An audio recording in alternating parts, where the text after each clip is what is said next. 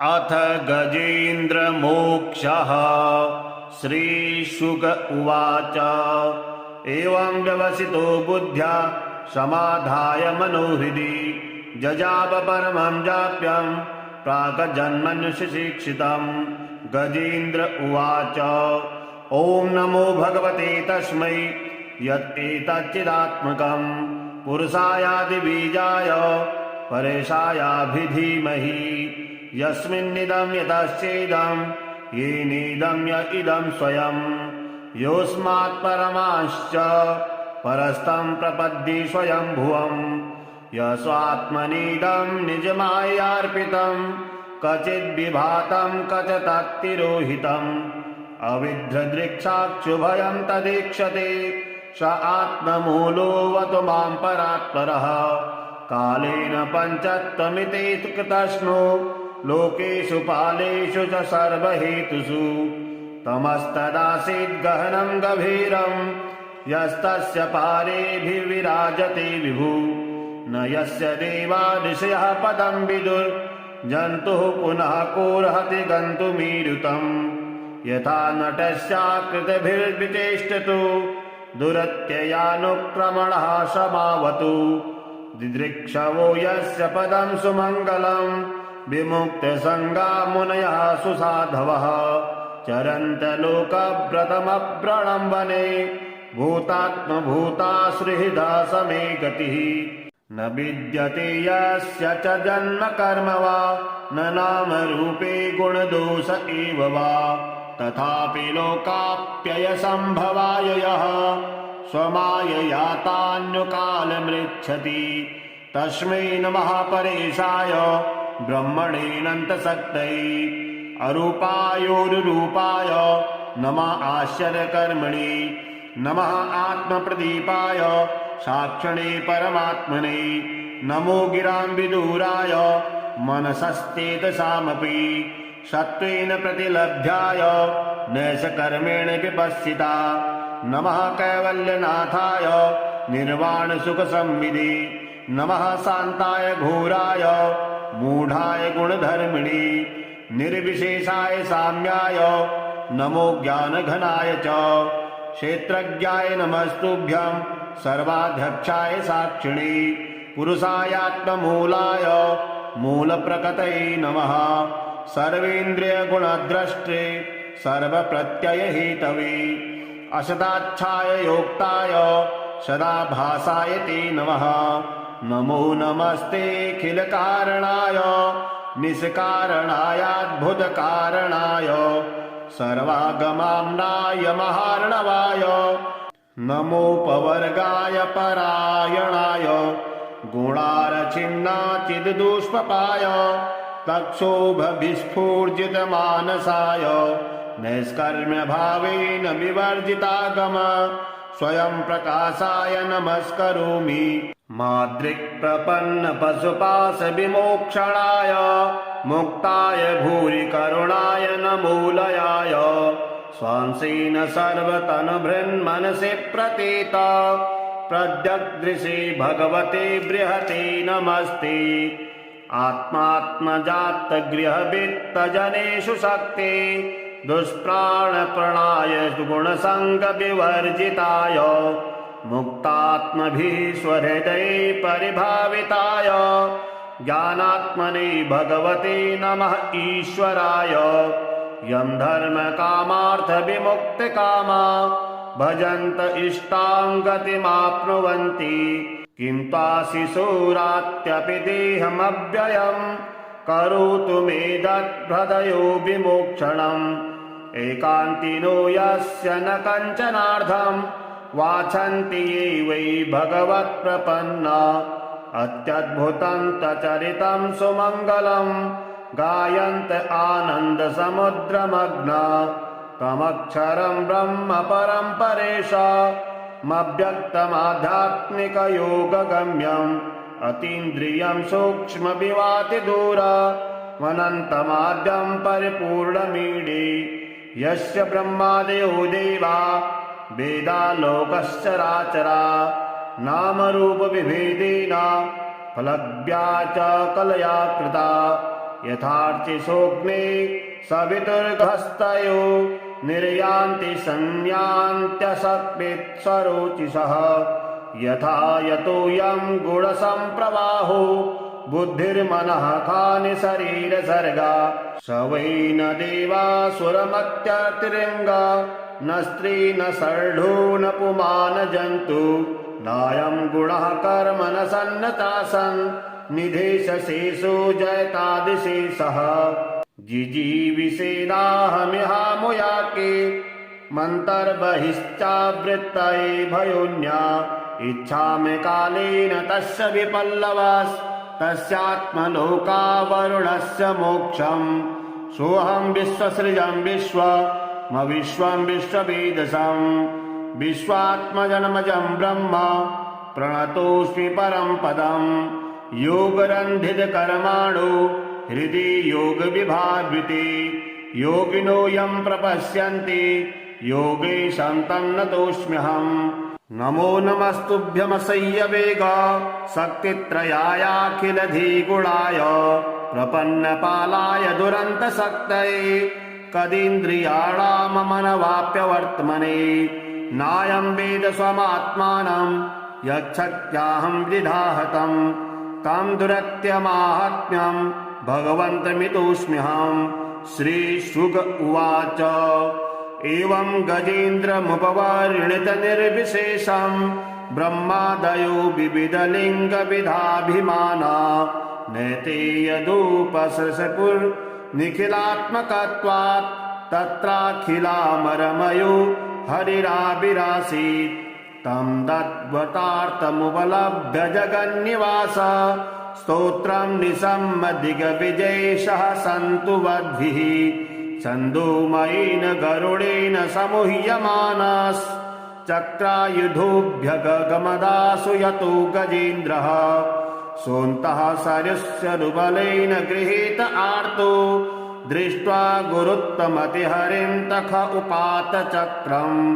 उच्छित्य साम्बुजकरं गिरिमाः पृच्छत्सा नारायणाखिल गुरु भगवन्नमस्ते तं वीक्ष्य पीडितमजः सहसावतीर्य सग्राहमाशु सरसः कृपयोज्जहार ग्राहाद्विपाटितमुखादरिणा गजेन्द्रम् सम्पश्यतां हरिरमुमुच दुस्त्रियाणाम् श्रीलक्ष्मीनारायण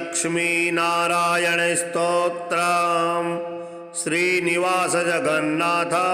श्रीहरि भक्तवत्सला लक्ष्मीपते नमस्तुभ्यां त्राहि मां भवसागरात् राधारमण गोविन्द भक्तकामप्रपूरका नारायण नमस्तुभ्यां त्राहि मां भवसागरात् दामोदर महोदार सर्वापत्तिनिवारणा ऋषिकेश नमस्तुभ्यां त्राहि मां भवसागरात् गरुडध्वज वैकुण्ठ निवासिन् केशवाच्युता जनार्दन नमस्तुभ्यां त्राहि मां भवसागरात् शङ्खचक्र गदा पद्म धर श्रीवत्सलाञ्छना मेघश्याम नमस्तुभ्यां त्राहि मां भवसागरात् त्वं माता त्वं पिता बन्धुः सद्गुरुस्त्वं दयानिधिः तत्तोऽन्यो न परो देवस्त्राहि मां भवसागरात् न जाने दान धर्मादि योगं यागं तपो जपं त्वं केवलं कुरु दयां त्राहि मां भवसागरात् न मत्समो यद्यपि पापकर्ता न त्वत्समोऽथापि हि पापहर्ता विज्ञापितं ते तदशेषसाक्षिन् मामूर्धरात्रं प्रतितं तवाग्रे। श्रीशुक उवाच एवं व्यवसितो बुद्ध्या समाधाय मनोहृदि जजाप परमं जाप्यं प्राक्जन्मन्युशिक्षितं गजेन्द्र उवाच ॐ नमो भगवते तस्मै यत्एतच्चिदात्मकं पुरुषायादिबीजाय परेशायाभिधीमहि यस्मिन्निदं यतश्चेदं येनेदं य इदं स्वयं योऽस्मात् परमाश्च परस्तं प्रपद्ये स्वयंभुवम् यस्वात्मनीदं निजमायार्पितं क्वचिद्विभातं क्वच तत्तिरोहितम् अविद्रदृक्षाक्षुभयं तदीक्षते स आत्ममूलोऽवतु मां परात्परः कालेन पञ्चत्वमिति कृतस्नो लोकेषु पालेषु च सर्वहेतुषु तमस्तदासीद् गहनं गभीरं यस्तस्य पारेभिर्विराजते विभु न यस्य देवा ऋषयः पदं विदुर्जन्तुः पुनः कोऽर्हति गन्तुमीरुतम् यथा नटस्याकृतिभिर्विचेष्टतो दुरत्ययानुक्रमणः समावतु दिदृक्षवो यस्य पदं सुमङ्गलं विमुक्तसङ्गा मुनयः सुसाधवः चरन्तलोकव्रतमव्रणं वने भूतात्मभूतासुहृदा समे गतिः न विद्यते यस्य च जन्म कर्म वा न नाम रूपे गुणदोष एव वा तथापि लोकाप्ययसम्भवाय यः स्वमाययातान्युकालमृच्छति तस्मै नमः परेशाय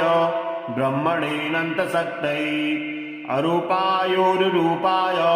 नमः आश्चर्यकर्मणे नमः आत्मप्रदीपाय साक्षिणे परमात्मने नमो गिराम्बिदूराय मनसश्चेतसामपि सत्त्वेन प्रतिलभ्याय नैषकर्मेण विपश्चिता नमः कैवल्यनाथाय निर्वाणसुखसंविदे नमः शान्ताय घोराय मूढाय गुणधर्मिणे निर्विशेषाय साम्याय नमो ज्ञानघनाय च क्षेत्रज्ञाय नमस्तुभ्यं सर्वाध्यक्षाय साक्षिणे पुरुषायात्ममूलाय मूलप्रकृतये नमः सर्वेन्द्रियगुणद्रष्टे सर्वप्रत्ययहेतवे असदाच्छाय योक्ताय सदाभासाय ते नमः नमो नमस्तेऽखिलकारणाय निष्कारणायाद्भुतकारणाय सर्वागमाम्नाय महार्णवाय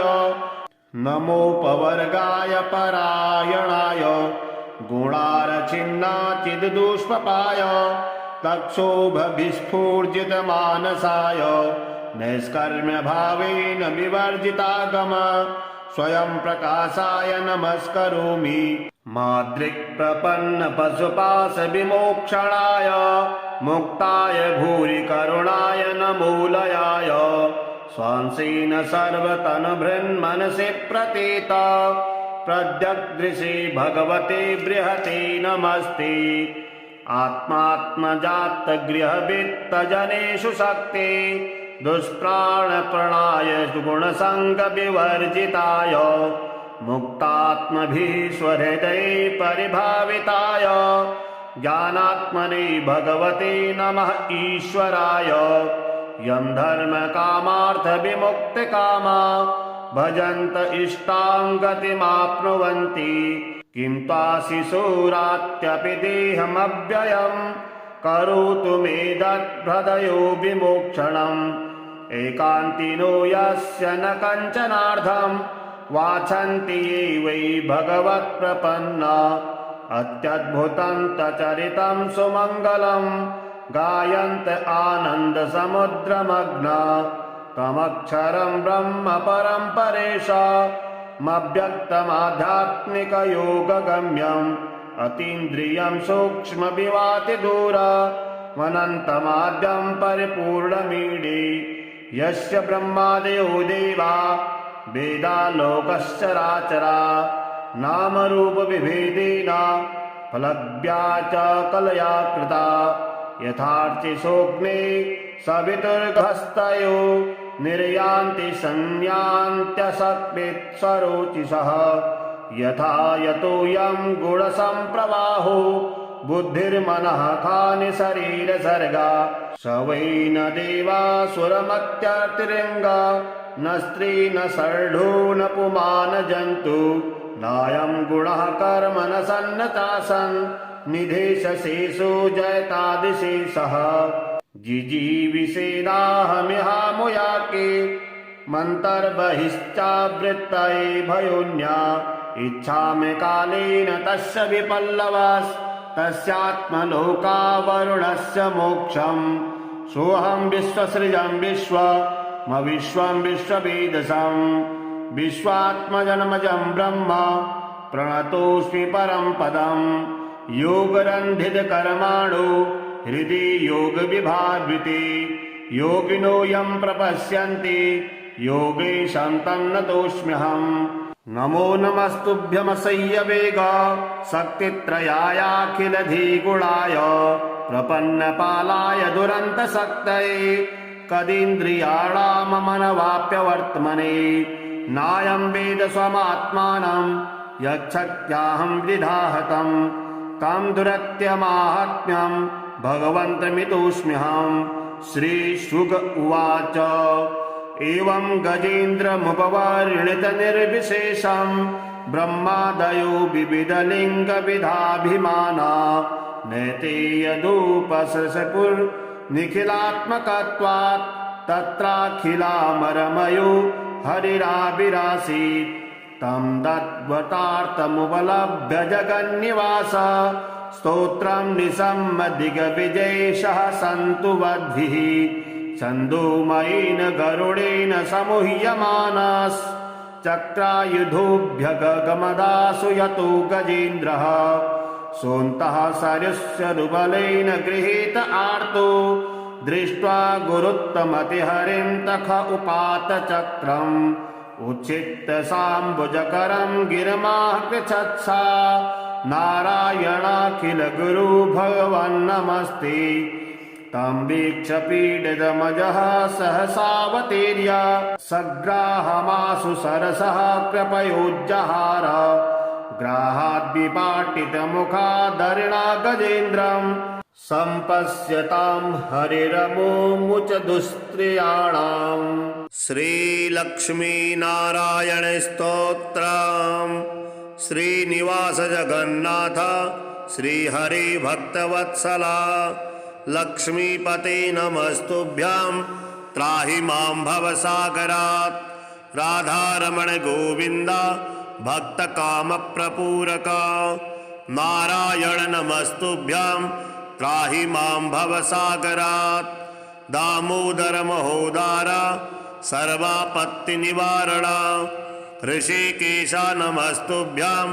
त्राहि मां भवसागरात् गरुडध्वज वैकुण्ठ निवासिन् केशवाच्युता जनार्दन नमस्तुभ्यां त्राहि मां भवसागरात् शङ्खचक्र गदा पद्म धर श्रीवत्सलाञ्छना मेघश्याम नमस्तुभ्यां त्राहि मां भवसागरात् त्वं माता त्वं पिता बन्धुः सद्गुरुस्त्वं दयानिधिः तत्तोऽन्यो न परो देवस्त्राहि मां भवसागरात् न जाने दान धर्मादि योगं यागं तपो जपं त्वं केवलं कुरु दयां त्राहि मां भवसागरात् न मत्समो यद्यपि पापकर्ता न त्वत्समोऽथापि हि पापहर्ता विज्ञापितं ते तदशेषसाक्षिन् मामूर्धरात्रं प्रतितं तवाग्रे। श्रीशुक उवाच एवं व्यवसितो बुद्ध्या समाधाय मनोहृदि जजाप परमं जाप्यं प्राक्जन्मन्युशिक्षितं गजेन्द्र उवाच ॐ नमो भगवते तस्मै यत् एतच्चिदात्मकं पुरुषायादिबीजाय परेशायाभिधीमहि यस्मिन्निदं यतश्चेदं येनेदं य इदं स्वयं योऽस्मात् परमाश्च परस्तं प्रपद्ये स्वयंभुवं यस्वात्मनीदं निजमायार्पितं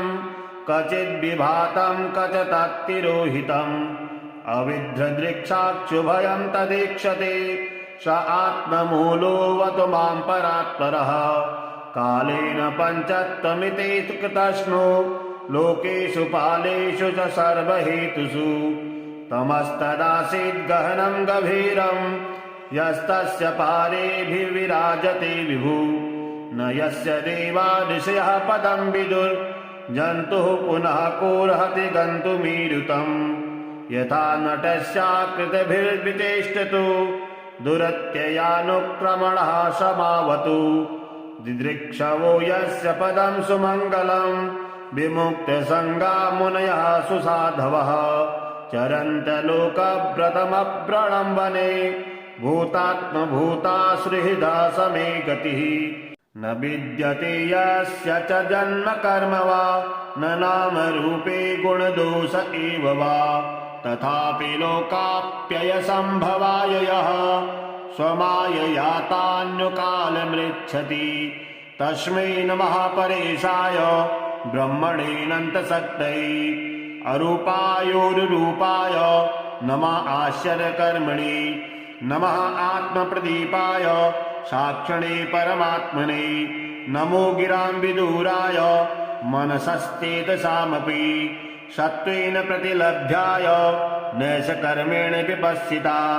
नमः कैवल्यनाथाय निर्वाणसुखसंविदे नमः शान्ताय घोराय मूढाय गुणधर्मिणे निर्विशेषाय साम्याय नमो ज्ञानघनाय च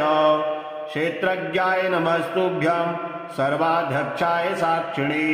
पुरुषायात्ममूलाय मूलप्रकृतये नमः सर्वेन्द्रियगुणद्रष्टे सर्वप्रत्ययहेतवे असदाच्छाय योक्ताय सदाभासाय ते नमः नमो नमस्तेऽखिलकारणाय निष्कारणायाद्भुतकारणाय सर्वागमाम्नाय महार्णवाय नमोपवर्गाय परायणाय गुणारचिन्नाचिद्दुष्पपाय तक्षोभविस्फूर्जितमानसाय नैष्कर्म्यभावेन विवर्जितागम स्वयं प्रकाशाय नमस्करोमि माद्रिक्प्रपन्नपशुपाशविमोक्षणाय मुक्ताय भूरि करुणाय नमोलयाय स्वांसेन सर्वतनुभृन्मनसि प्रतीत प्रद्यग्दृशे भगवते बृहते नमस्ते आत्मात्मजातगृहवित्तजनेषु शक्ते दुष्प्राणप्रणाय गुणसङ्गविवर्जिताय मुक्तात्मभिः स्वहृदये परिभाविताय ज्ञानात्मने भगवते नमः ईश्वराय यं धर्मकामार्थविमुक्तकामा भजन्त इष्टां गतिमाप्नुवन्ति किं ताशिशूरात्यपि देहमव्ययम् करोतु मे दद्भृदयो विमोक्षणम् एकान्तिनो यस्य न कञ्चनार्थम् वाछन्ति ये वै भगवत्प्रपन्ना अत्यद्भुतं तचरितं सुमङ्गलम् गायन्त आनन्दसमुद्रमग्ना तमक्षरं ब्रह्म परं परेशामव्यक्तमाध्यात्मिकयोगगम्यम् अतीन्द्रियं सूक्ष्मविवातिदूरमनन्तमाद्यं परिपूर्णमीडे यस्य ब्रह्मादयो देवा वेदालोकश्चराचरा नामरूपविभेदेन फलज्ञा च कलया कृता यथार्चिसोऽग्ने सवितुर्गस्तयो निर्यान्ति संयान्त्यसकृत्सरोचिषः यथा यतोऽयं गुणसम्प्रवाहो बुद्धिर्मनः खानि शरीरसर्गा स वै न देवासुरमत्यतिरिङ्गा न स्त्री न सर्ढो न पुमान जन्तु नायं गुणः कर्म न सन्न चासन् निधेशशेषो जयतादिशेषः जिजीविषेणाहमिहामुयाके मन्तर्बहिश्चावृत्तये भयोन्या इच्छामि कालेन तस्य विपल्लवास्तस्यात्मलोकावरुणस्य मोक्षम् सोऽहं विश्वसृजं विश्वमविश्वं विश्ववेदसं विश्वात्मजन्मजं ब्रह्म प्रणतोऽस्मि परं पदम् योगरन्धितकर्माणो हृदि योगविभावृते योगिनो यं प्रपश्यन्ति योगे सन्तन्नतोऽस्म्यहम् नमो नमस्तुभ्यमसह्यवेग शक्तित्रयायाखिलधिगुणाय प्रपन्नपालाय दुरन्तशक्तये कदीन्द्रियाणाममनवाप्यवर्त्मने नायं वेद स्वमात्मानं यच्छक्त्याहं विधाहतं तं दुरत्यमाहात्म्यं भगवन्तमितोऽस्म्यहं। श्रीशुक उवाच एवं गजेन्द्रमुपवर्णितनिर्विशेषं ब्रह्मादयो विविधलिङ्गविधाभिमाना नैते यदुपसृशपुर्निखिलात्मकत्वात् तत्राखिलामरमयो हरिराविरासीत् तं तद्वतार्थमुपलभ्य जगन्निवास स्तोत्रं निसम्मदिग्विजयेशः सन्तु वद्भिः छन्दोमयेन गरुडेन समूह्यमानश्चक्रायुधोऽभ्यगमदासु यतो गजेन्द्रः सोऽन्तः सरस्वरुबलेन गृहीत आर्तो दृष्ट्वा गुरुत्तमतिहरिं तख उपात चक्रम् उच्छित्य साम्बुजकरं गिरिमाकृच्छत्सा नारायणाखिल गुरु भगवन्नमस्ते तं वीक्ष्य पीडितमजः सहसावतीर्य सग्राहमाशु सरसः कृपयोज्जहार ग्राहाद्विपाटितमुखादरिणा गजेन्द्रं सम्पश्यतां हरिरमुमुच दुस्त्रियाणाम्। श्रीलक्ष्मीनारायणस्तोत्रम्। श्रीनिवास जगन्नाथ श्रीहरि भक्तवत्सला लक्ष्मीपते नमस्तुभ्यां त्राहि मां भवसागरात्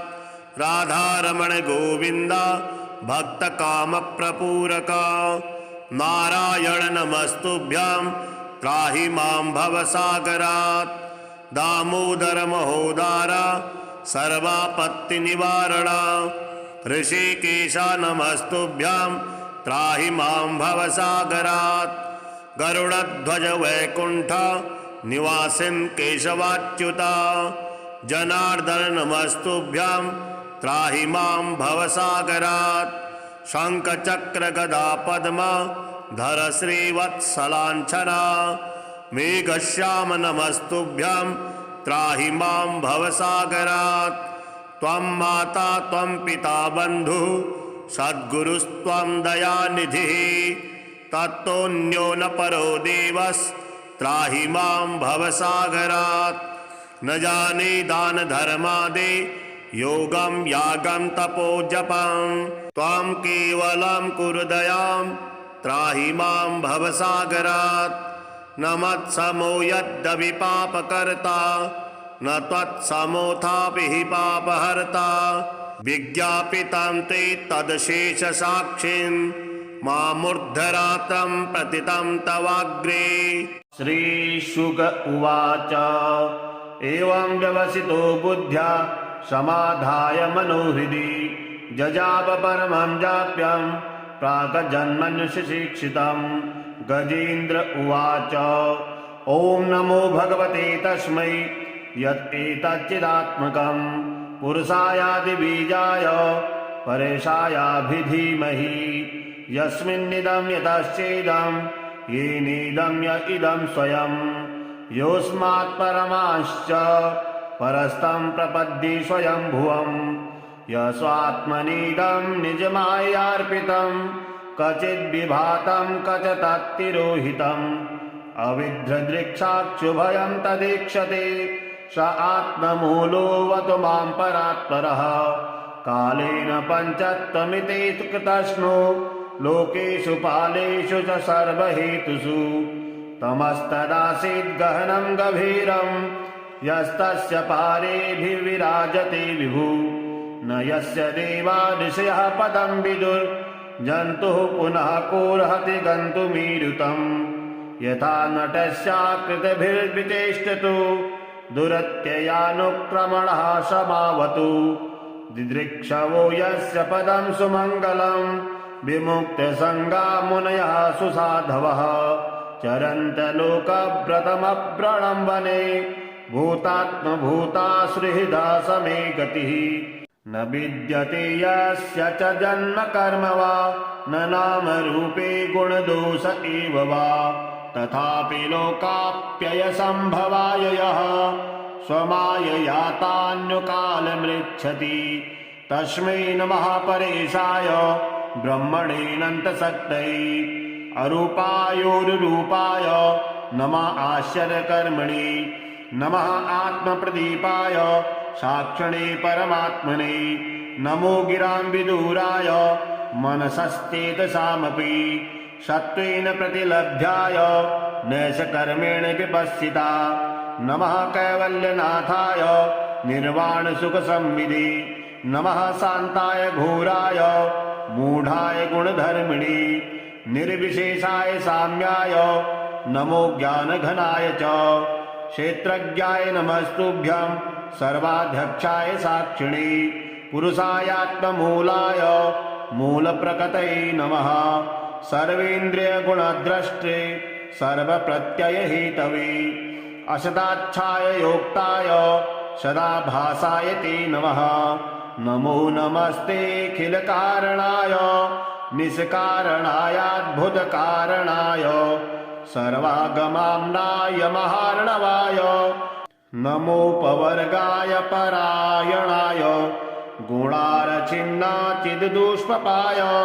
तक्षोभविस्फूर्जितमानसाय नैष्कर्म्यभावेन विवर्जितागम स्वयं प्रकाशाय नमस्करोमि माद्रिक्प्रपन्नपशुपाशविमोक्षणाय मुक्ताय भूरि करुणाय नमोलयाय स्वांसेन सर्वतनुभृन्मनसि प्रतीत प्रद्यग्दृशे भगवते बृहते नमस्ते आत्मात्मजातगृहवित्तजनेषु शक्ते दुष्प्राणप्रणाय गुणसङ्गविवर्जिताय मुक्तात्मभिः स्वहृदये परिभाविताय ज्ञानात्मने भगवते नमः ईश्वराय यं धर्मकामार्थविमुक्तकामा भजन्त इष्टां गतिमाप्नुवन्ति किं त्वाशिशोरात्यपि देहमव्ययं करोतु मे दद्भृदयो विमोक्षणम् एकान्तिनो यस्य न कञ्चनार्थं वाछन्ति ये वै भगवत्प्रपन्ना अत्यद्भुतं तचरितं सुमङ्गलं गायन्त आनन्दसमुद्रमग्ना तमक्षरं ब्रह्म परं परेशामव्यक्तमाध्यात्मिकयोगगम्यम् अतीन्द्रियं सूक्ष्मविवातिदूरमनन्तमाद्यं परिपूर्णमीडे यस्य ब्रह्मादयो देवा वेदालोकश्चराचरा नामरूपविभेदेन फलज्ञा च कलया कृता यथार्थे सोऽग्ने सवितुर्गहस्तयो निर्यान्ति संयान्त्यसत्वित्सरोचिषः यथा यतोऽयं गुणसम्प्रवाहो बुद्धिर्मनः खानि शरीरसर्गा स वै न देवासुरमत्यतिरिङ्गा न स्त्री न षड्ढो न पुमान जन्तु नायं गुणः कर्म न सन्नतासन् निधेशशेषो जयतादिशेषः जिजीविषेणाहमिहामुयाके मन्तर्बहिश्चावृत्तये भयोन्या इच्छामि कालेन तस्य विपल्लवास्तस्यात्मलोकावरुणस्य मोक्षम् सोऽहं विश्वसृजं विश्वं विश्ववेदसं विश्वात्मजन्मजं ब्रह्म प्रणतोऽस्मि परं पदम् योगरन्धितकर्माणो हृदि योगविभावृते योगिनो यं प्रपश्यन्ति योगेशं तन्नतोऽस्म्यहम् नमो नमस्तुभ्यमसह्यवेग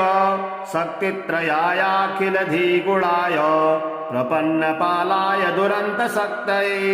कदीन्द्रियाणाममनवाप्यवर्त्मने नायं वेद स्वमात्मानं यच्छक्त्याहं विधाहतं तं दुरत्यमाहात्म्यं भगवन्तमितोऽस्म्यहम् श्रीशुक उवाच एवं गजेन्द्रमुपवर्णितनिर्विशेषं ब्रह्मादयो विविधलिङ्गविधाभिमाना नैते यदुपसृशपुर्निखिलात्मकत्वात् तत्राखिलामरमयो हरिराविरासीत् तं तद्वतार्थमुपलभ्य जगन्निवास स्तोत्रं निसम्मदिग्विजयेशः सन्तु वद्भिः छन्दोमयेन गरुडेन समुह्यमानश्चक्रायुधोऽभ्यगमदासु यतो गजेन्द्रः सोऽन्तः सरिष्यरुबलेन गृहीत आर्तो दृष्ट्वा गुरुत्तमतिहरिं तख उपात चक्रम् उच्छित्य साम्बुजकरं गिरिमाः पृच्छत्सा नारायणाखिल गुरु भगवन्नमस्ते तं वीक्ष्य पीडितमजः सहसावतीर्य सग्राहमाशु सरसः कृपयोज्जहार ग्राहाद्विपाटितमुखादरिणा गजेन्द्रम् सम्पश्यतां हरिरमुमुच दुस्त्रियाणाम् श्रीलक्ष्मीनारायण स्तोत्रम् श्रीनिवास जगन्नाथ श्रीहरि भक्तवत्सला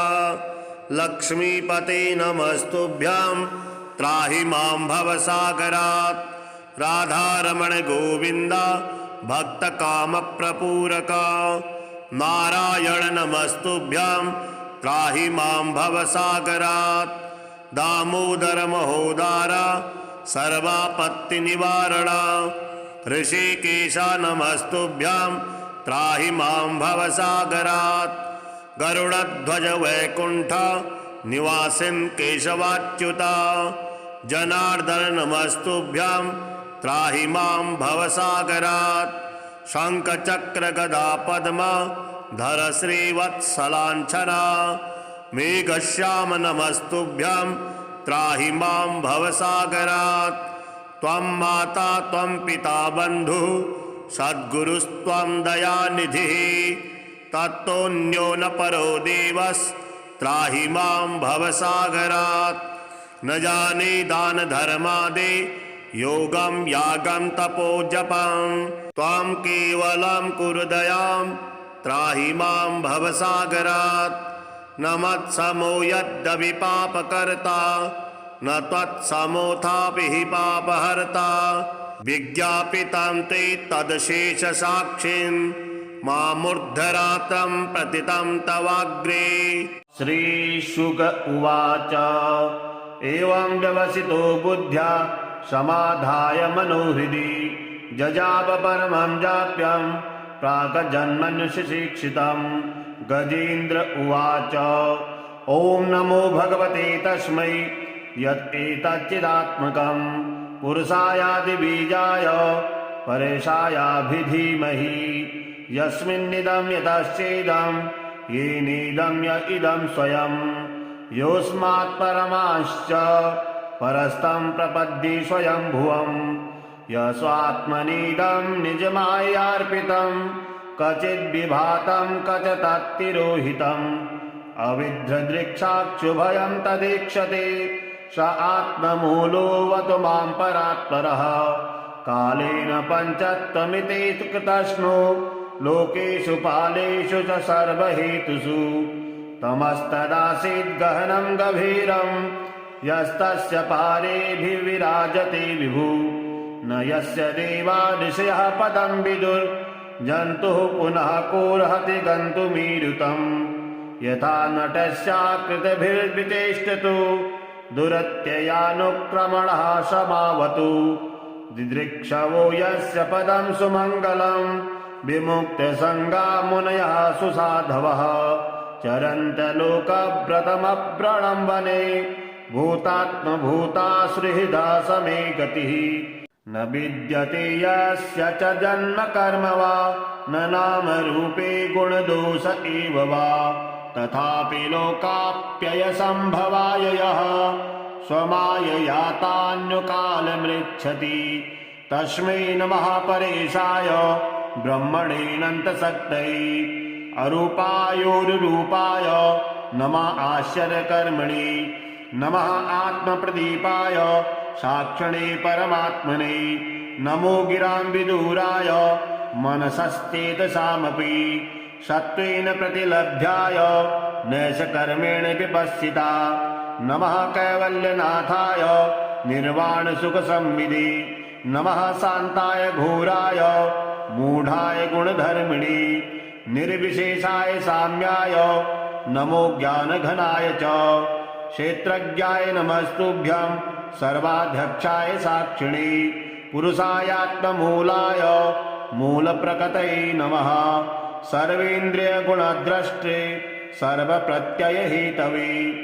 असदाच्छाय योक्ताय सदाभासाय ते नमः नमो नमस्तेऽखिलकारणाय निष्कारणायाद्भुतकारणाय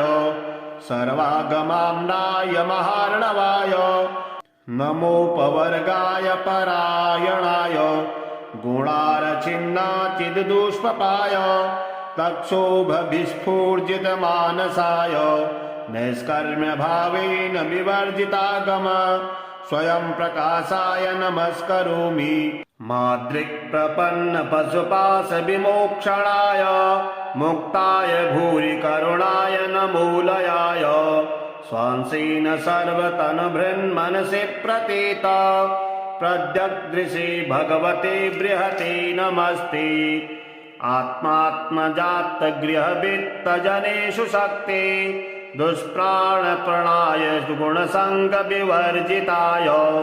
मुक्तात्मभिः स्वहृदये परिभाविताय ज्ञानात्मने भगवते नमः ईश्वराय यं धर्मकामार्थविमुक्तकामा भजन्त इष्टां गतिमाप्नुवन्ति किं त्वाशिशोरात्यपि देहमव्ययम् करोतु मे दद्भृदयो विमोक्षणम्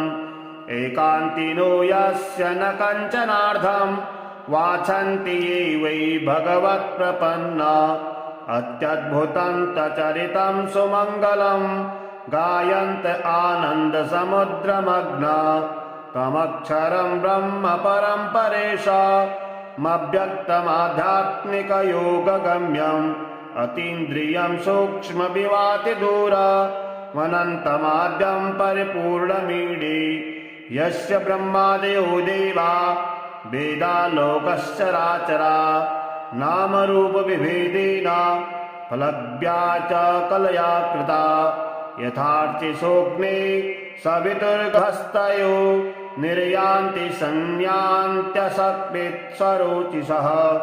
यथा यतोऽयं गुणसम्प्रवाहो बुद्धिर्मनः खानि शरीरसर्गा स वै न देवासुरमत्यतिरिङ्गा न स्त्री न शर्ढो न पुमान जन्तु नायं गुणः कर्म न सन्न चासन् निधेशशेषो जयतादिशेषः जिजीविषेणाहमिहामुयाके मन्तर्बहिश्चावृत्तये भयोन्या इच्छामि कालेन तस्य विपल्लवास्तस्यात्मलोकावरुणस्य मोक्षम् सोऽहं विश्वसृजं विश्वमविश्वं विश्ववेदसं विश्वात्मजन्मजं ब्रह्म प्रणतोऽस्मि परं पदम् योगरन्धितकर्माणो हृदि योगविभावृते योगिनो यं प्रपश्यन्ति योगेशं तन्नतोऽस्म्यहम् नमो नमस्तुभ्यमसह्यवेग शक्तित्रयायाखिलधिगुणाय प्रपन्नपालाय दुरन्तशक्तये कदीन्द्रियाणाममनवाप्यवर्त्मने नायं वेद स्वमात्मानं यच्छक्त्याहं विधाहतम् तं दुरत्यमाहात्म्यं भगवन्तमितोऽस्म्यहम् श्रीशुक उवाच एवं गजेन्द्रमुपवर्णितनिर्विशेषं ब्रह्मादयो विविधलिङ्गविधाभिमाना नैते यदुपसृशपुर्निखिलात्मकत्वात् तत्राखिलामरमयो हरिराविरासीत् तं दद्वतार्थमुपलभ्य जगन्निवास स्तोत्रं निशम्य दिग्विजयेशः सन्तु वद्भिः छन्दोमयेन गरुडेन समूह्यमानश्चक्रायुधोऽभ्यगमदासु यतो गजेन्द्रः सोऽन्तः सरस्वरुबलेन गृहीत आर्तो दृष्ट्वा गुरुत्तमतिहरिं तख उपात चक्रम् उच्छित्त साम्बुजकरं गिरमाः पृच्छत्सा नारायणाखिल गुरु भगवन्नमस्ते। तं वीक्ष्य पीडितमजः सहसावतीर्य सग्राहमाशु सरसः कृपयोज्जहार ग्राहाद्विपाटितमुखादरिणा गजेन्द्रम् सम्पश्यतां हरिरमुमुच दुस्त्रियाणाम्। श्रीलक्ष्मीनारायण स्तोत्रम्। श्रीनिवास जगन्नाथ श्रीहरि भक्तवत्सला लक्ष्मीपते नमस्तुभ्यां त्राहि मां भवसागरात्। राधारमण गोविन्द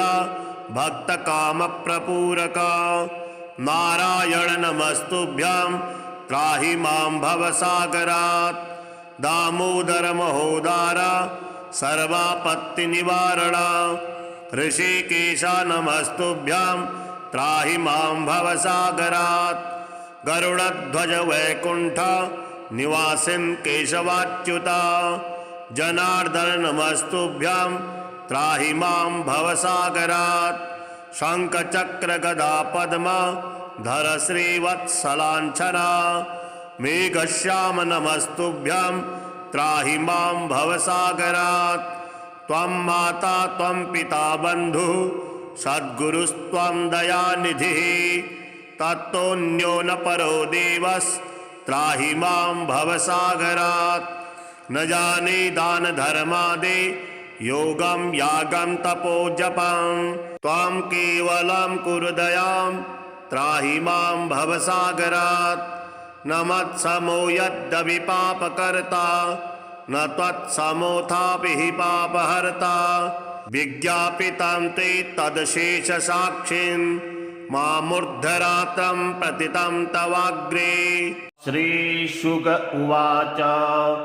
एवं व्यवसितो बुद्ध्या समाधाय मनोहृदि जजाप परमं जाप्यं प्राक्जन्मन्युशिक्षितं। गजेन्द्र उवाच ॐ नमो भगवते तस्मै यत् एतच्चिदात्मकं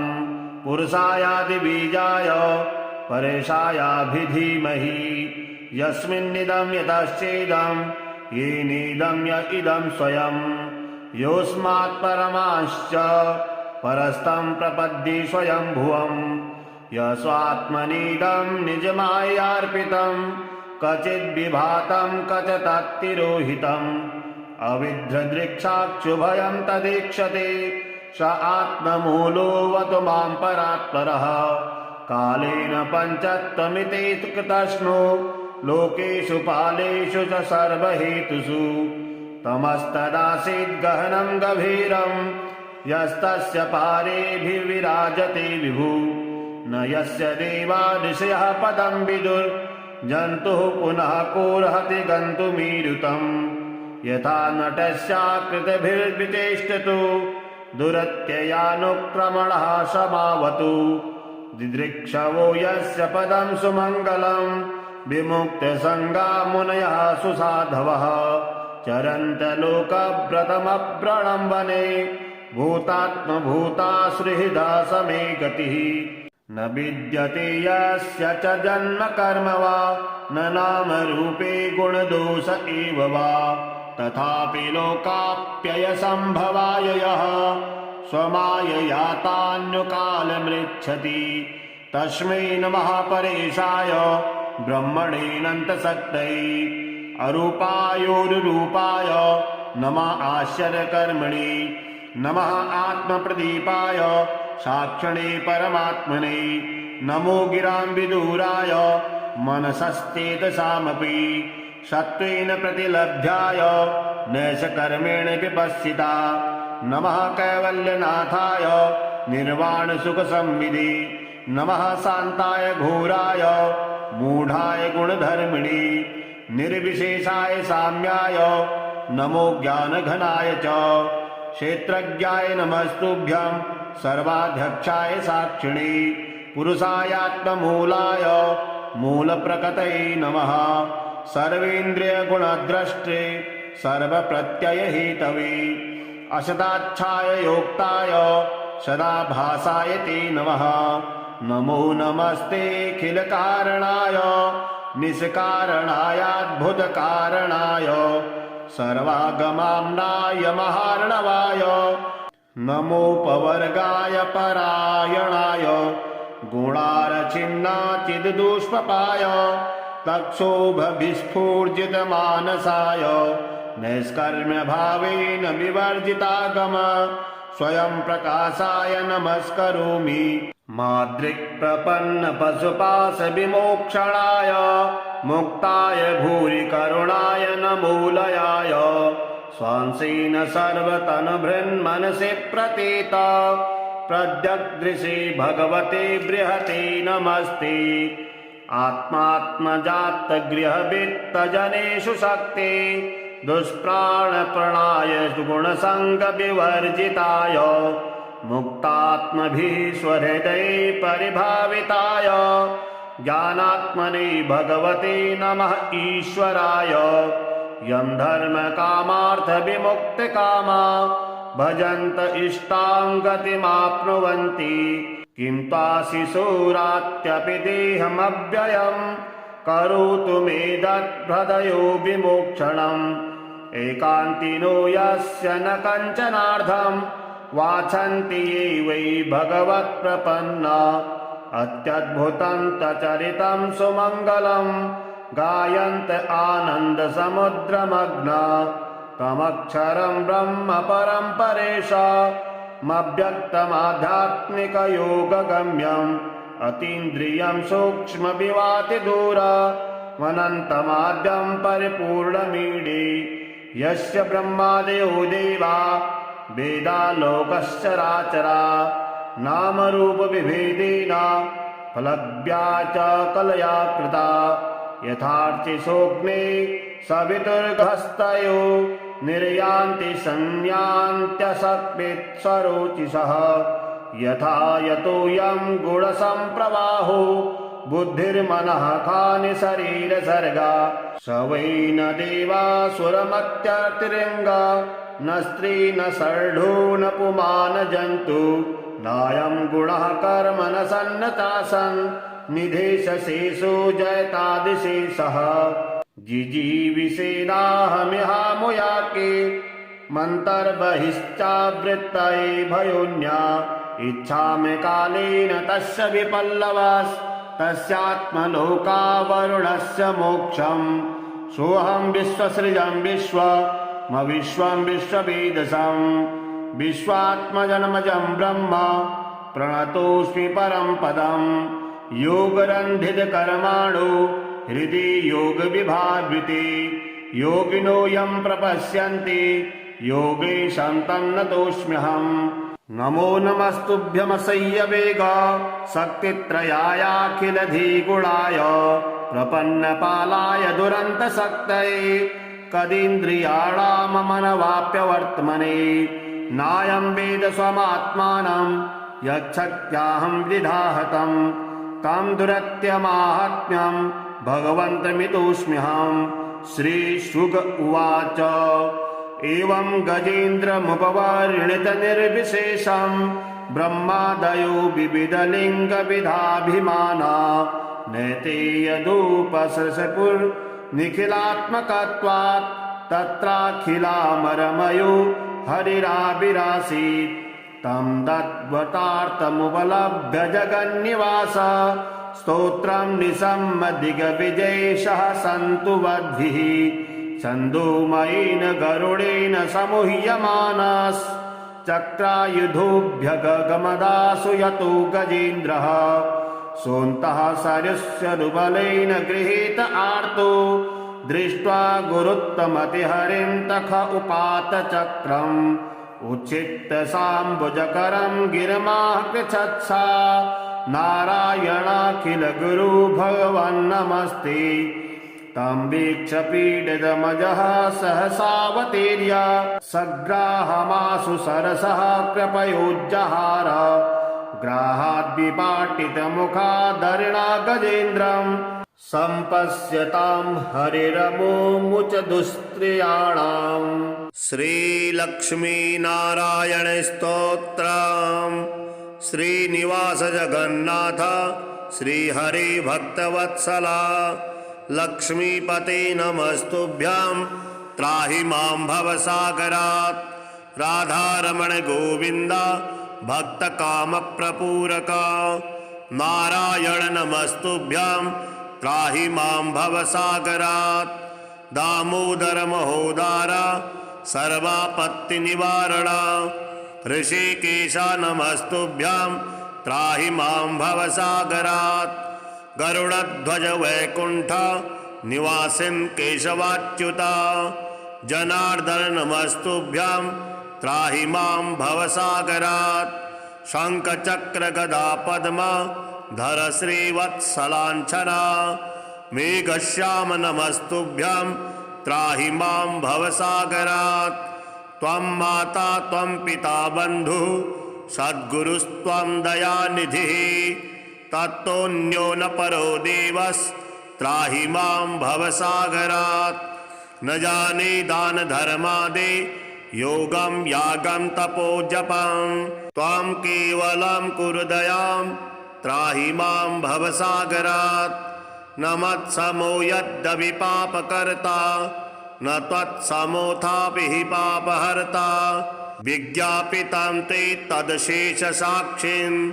मामूर्धरात्रं प्रतितं तवाग्रे।